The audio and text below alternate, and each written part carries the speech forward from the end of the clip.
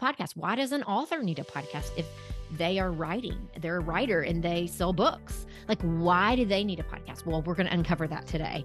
I'm fired up. I'm fired up about it.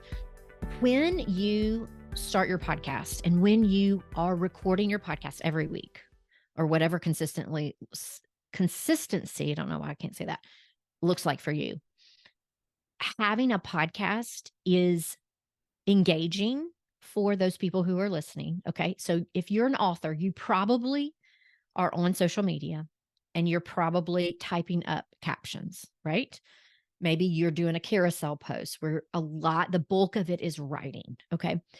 Or maybe you have a blog and you are getting out your words and you're writing through the blog. Okay. So it maybe is the blog or in captions and maybe email list. Okay.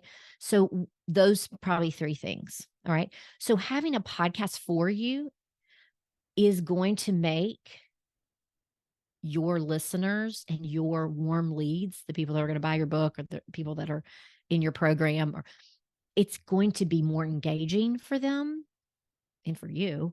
And then also it is more emotional. So more engaging. A podcast is more engaging and more emotional. Why?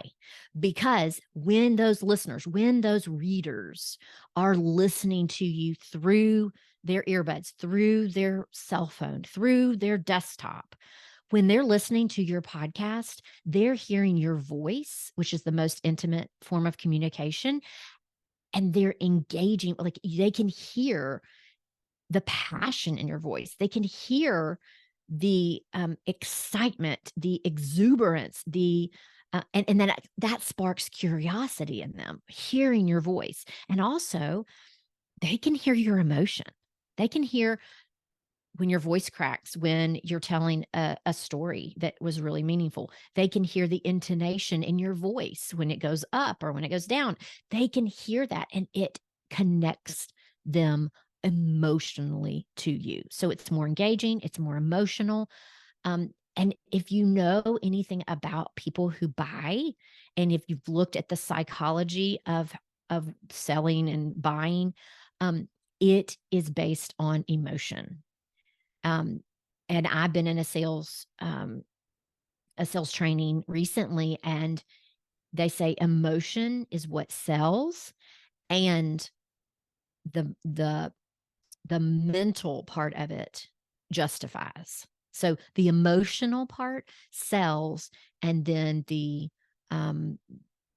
other part or the facts is what justifies it. And so that is an excellent reason why authors need a podcast, because your voice is more engaging and you are more emotionally connected with those listeners, with those readers. And so there's that. And then there's more time for them to listen. They have more time to listen to you than to read your writing. And I don't want to act like that is a negative thing. I think that can go in tandem with. So it's more time to listen to your podcast because more people are on the go and they want something convenient, but also they can read your writing. I know I have authors' books that I mean, look behind me. I have tons of books that I have read and enjoy. Now, am I going to listen to their podcast if they have a podcast? Absolutely. I want to listen more, and I want to be more connected and more engaged with them if it's an author that I really want to hear from. So there is more time as us as business owners and as readers of you, the author. There's more time to listen than to read. Okay.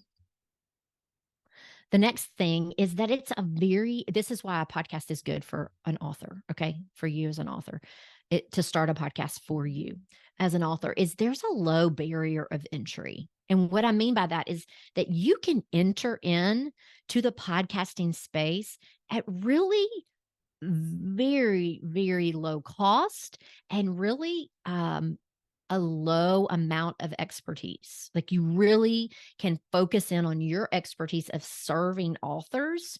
I mean, excuse me, you can focus in on your expertise of serving those readers as an author and not have to spend a ton of time researching of equipment and researching how to start a podcast and how to do it consistently and what's my content plan and it's a very easy, low barrier to entry. Okay. You can get all your equipment for around $100 or less.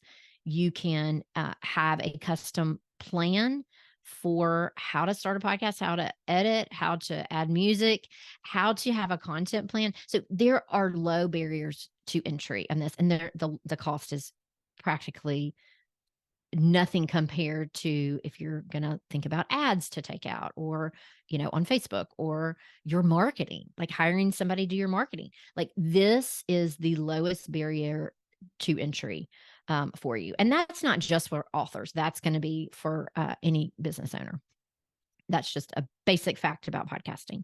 So that's another reason why a podcast can be worthwhile to you. And you're like, I cannot wait.